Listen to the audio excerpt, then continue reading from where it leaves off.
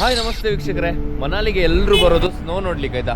So ಇವತ್ತಿನ ವಿಡಿಯೋದಲ್ಲಿ ನಿಮಗೆ ಮನಾಲಿಯಲ್ಲಿ ಫೇಮಸ್ ಆಗಿರುವಂತಹ ಸ್ನೋಫಾಲ್ ಆಗುವಂತಹ ಜಾಗಗಳನ್ನು ತೋರಿಸ್ತೇನೆ. ಇವತ್ತು ಅಡಲ್ಟನ್ನು ತೋರಿಸ್ಲಿಕ್ಕೆ ಉಂಟು, ಹಾಗೆಯೇ ಕೋಕ್ಸರ್ ಅಂತ ಒಂದು ಜಾಗ ಉಂಟು, ಮತ್ತು 2-3 ಜಾಗ ಉಂಟು. ಹಾಗೆಯೇ ಮನಾಲಿಯಲ್ಲಿ ತುಂಬಾ ಫೇಮಸ್ ಆಗಿರುವಂತಹ ಕೆಲವೊಂದು ಆಕ್ಟಿವಿಟೀಸ್ ಉಂಟು. ಬಂಜಿ ಜಂಪಿಂಗ್ ಆಗಿರ್ಬೋದು, ಹಾಗೆಯೇ ಪ್ಯಾರಾಗ್ಲೈಡಿಂಗ್, ಹಾಗೆಯೇ ಸುಮಾರು ಆಕ್ಟಿವಿಟೀಸ್ ಉಂಟು. ಅದನ್ನೆಲ್ಲ ತೋರಿಸುವಂತಹ ಪ್ರಯತ್ನ ಇವತ್ತಿನ ವಿಡಿಯೋದಲ್ಲಿ.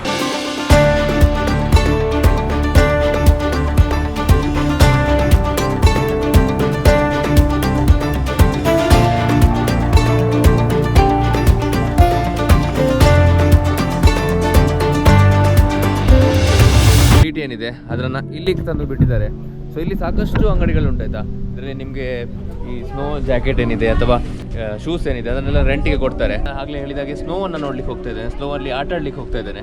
ಅದರಲ್ಲಿ ಈ ಥರ ನಮ್ಮ ನಾರ್ಮಲ್ ಡ್ರೆಸ್ ಹಾಕಿ ಹೋದರೆ ತುಂಬಾ ಒದ್ದೆ ಆಗ್ತದಂತೆ. ಸೊ ಇಲ್ಲಿ ಈ ಥರ ಬಟ್ಟೆಗಳುಂಟು ನೋಡಿ, ಬೇರೆ ಬೇರೆ ಬಟ್ಟೆಗಳುಂಟು. ಸೊ ಅದನ್ನು ರೆಂಟಿಗೆ ತಗೊಳ್ಬೇಕು. ಸೊ 250-200 ಎಲ್ಲ ಹೇಳ್ತಾರೆ. ಸೊ ನಿಮಗೆ ಯಾವುದು ಬೇಕು ಅದನ್ನು ತಗೊಳ್ಬೋದು. ಸೊ ನಾವು ಕೂಡ ತಗೊಳ್ಳೋ ಬನ್ನಿ. ಯಾವುದು ಬೇಕಾ ಬೇಡವಾ, ಶೂ ಬೇಕಾ, ಏನು ಬೇಕು ನೋಡುವ ಬನ್ನಿ.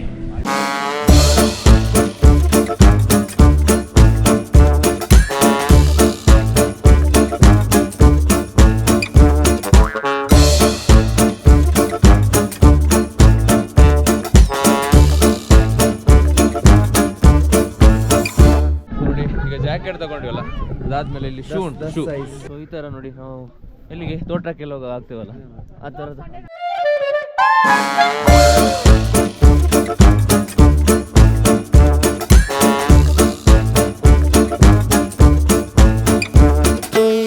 ಸೊ ನೋಡಿ, ಇಲ್ಲಿಗೆ ಬಂದಾಗ ನಾವು ಹೇಗಿದ್ವಿ, ಈಗ ಹೇಗಾಗಿದ್ದೇವೆ ನೋಡಿ. ಪರ್ಫೆಕ್ಟ್ ಸ್ನೋಗೆ ಹೇಗೆಲ್ಲ ರೆಡಿ ಆಗಬೇಕು ಅದೆಲ್ಲ ರೆಡಿಯಾಗಿ ಈಗ ಇಲ್ಲಿಂದ ಹೋಗುವಂಥದ್ದು. ಅಲ್ಲಿ ಮೇಲೆಗಡೆ ಕಾಣಿಸ್ತಿರುವಂತಹ ಸ್ನೋ ಅಲ್ಲಿ ಆಟ ಆಡಲಿಕ್ಕೆ.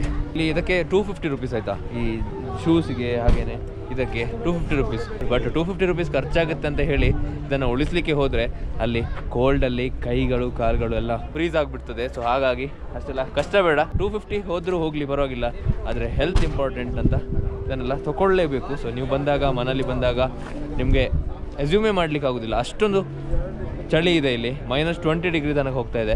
ಇಲ್ಲಿ ಸ್ನೋ ಇಲ್ಲದೆ ಇಷ್ಟೊಂದು ಕೋಲ್ಡ್ ಇದೆ, ಅಲ್ಲಿ ಫುಲ್ ಸ್ನೋನೇ. ಎಷ್ಟು ಕೋಲ್ಡ್ ಇರ್ಬೋದಲ್ಲ. ड्रेस सबने लिया है, ड्रेस का पेमेंट नहीं दिया है, और इसके अलावा एक्टिविटी होता है, ठीक है ना.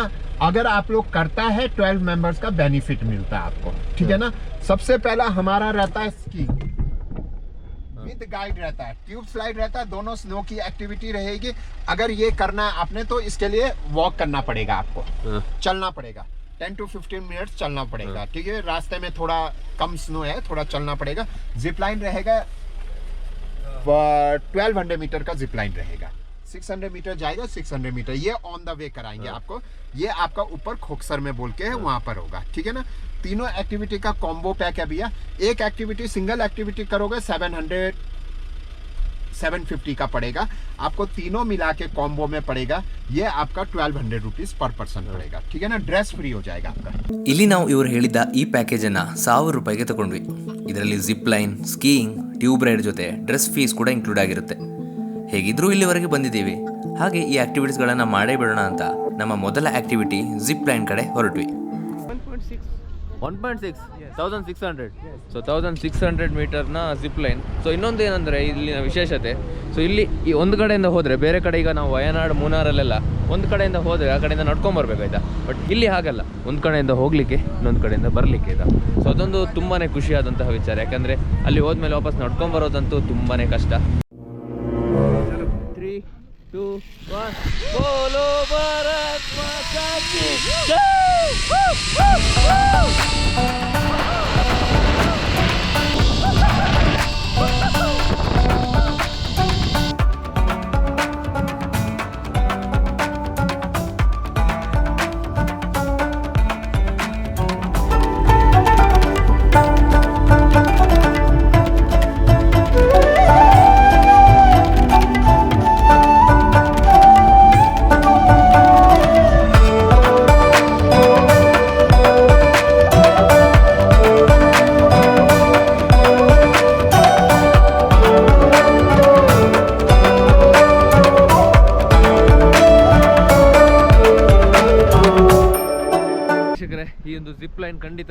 ಮಾಡಲೇಬೇಕು, ಯಾಕಂದರೆ ಒಂದು ಸೈಡ್ ಹೋಗಲಿಕ್ಕೆ ಒಂದು ಸೈಡ್ ಬರಲಿಕ್ಕೆ.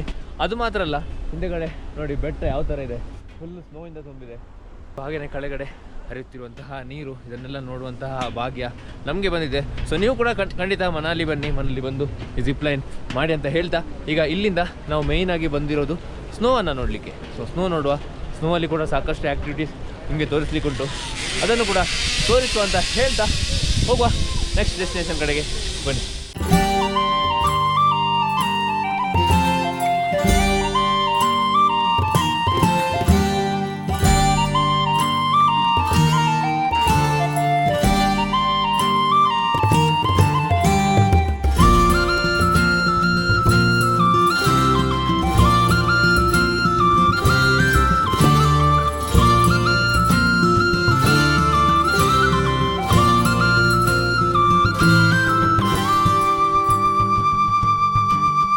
ಸೊ ಈಗ ನಾವಿರುವಂತದ್ದು ಕೋಷ್ಕರ್ ಅಂತ ಹೇಳುವಂತ ಒಂದು ಜಾಗದಲ್ಲಿ ಆಯ್ತಾ.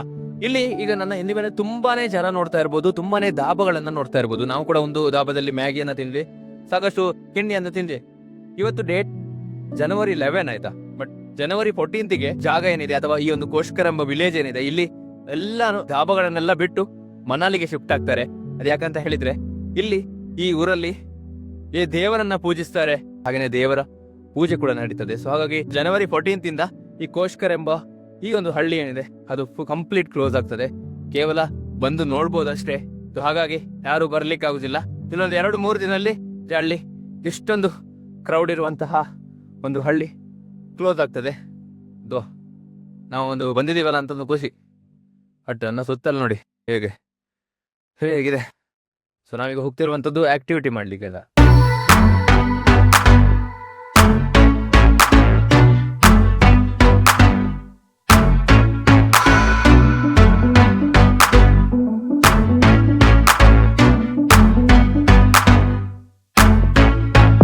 ಸುಮಾರು ಜನ ಕೇಳಿರ್ತೀರಾ ರೋಹತಾಂಗ್ ಪಾಸ್ ಅಂತ, ಅಲ್ಲಿ ತುಂಬಾನೇ ಸ್ನೋಫಾಲ್ ಆಗ್ತದೆ ಆಯ್ತಾ. ಸೊ ಅದಕ್ಕೆ 21 ಕಿಲೋಮೀಟರ್. ಹಾಗೆ ಗ್ರಾಮ್ಫು ಅಂತ ಒಂದು ವಿಲೇಜ್ ಉಂಟು. ಇನ್ಸ್ಟಾಗ್ರಾಮ್ ರೀಲ್ಸ್ ಎಲ್ಲ ನೀವು ನೋಡ್ತಾ ಇದ್ರೆ ಅದ್ರಲ್ಲಿ ಕಾಣ್ತದೆ ನಿಮ್ಗೆ ಗ್ರಾಮ್ಫು ಅಂತ ಒಂದು ವಿಲೇಜ್. ಸೊ ಅದು ತುಂಬಾನೇ ಪೀಸ್ಫುಲ್ ಆದಂತಹ ವಿಲೇಜ್. ಅಲ್ಲಿಗೆ ಹೋಗ್ಬೇಕಂದ್ರೆ ಇಲ್ಲಿಂದ 6 ಕಿಲೋಮೀಟರ್ ಅಂತ. ಅದಾದ್ಮೇಲೆ ಮನಾಲಿಗೆ ಇಲ್ಲಿಂದ 72 ಕಿಲೋಮೀಟರ್ ಅಂತೆ. ನಾವು ಬಂದಿರುವಂತದ್ದು ಅಟಲ್ ಟನಲ್ ಮೂಲಕ ಆಯ್ತಾ. ಅದು ಅಟಲ್ ಟನಲ್ ಯಾಕೆ ಆಯ್ತು ಅಂತ ಹೇಳಿದ್ರೆ, ಆಮೇಲೆ ನಿಮ್ಗೆ ಅಟಲ್ ಟನಲ್ ಹತ್ರ ಹೋಗುವ ಆಗ ಹೇಳ್ತೇನೆ. ಬಟ್ ಈ ಅಟಲ್ ಟನಲ್ ಆಗ ತುಂಬಾನೇ ಯೂಸ್ಫುಲ್ ಆಗೋದು ಈ ಊರಿನವರಿಗೆ, ಹಾಗೇನೆ ರೋಹತಾಂಗ್ ಪಾಸ್ ನಲ್ಲಿ ಇರುವಂತಹ ಊರಿನವರಿಗೆ, ಈ ಗ್ರಾಮ್ಫು ಅಂತ ಏನು ಊರಿನವರಿದ್ದಾರೆ ಅವರಿಗೆ. ಯಾಕಂದ್ರೆ ಕನೆಕ್ಷನ್ ತುಂಬಾನೇ ಈಸಿ ಆಯ್ತು. ಇಲ್ಲಾಂದ್ರೆ ನಾವು 72 ಕಿಲೋಮೀಟರ್ಸ್ ಹೋಗಿ ಬರ್ಬೇಕಿತ್ತು.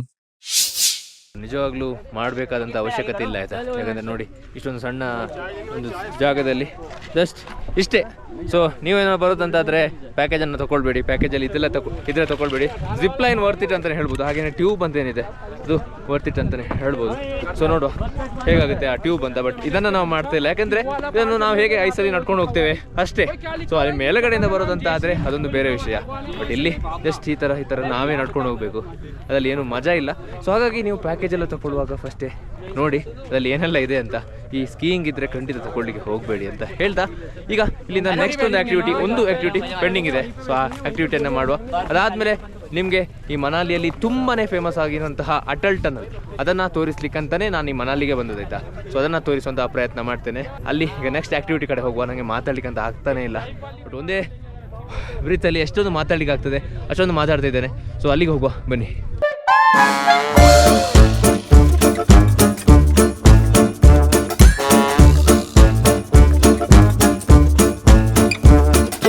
ಸುಮಾರು ಜನ ಕೇಳ್ತಾರೆ ಇದನ್ನು ಮಾಡಿದ್ದು ಯಾಕೆ ಅಂತ. ಸೊ ಇದರ ಆ ಕಡೆ ಒಂದು ಊರುಂಟಾಯ್ತು, ಸಣ್ಣ ಒಂದು 4-5 ಊರುಂಟು.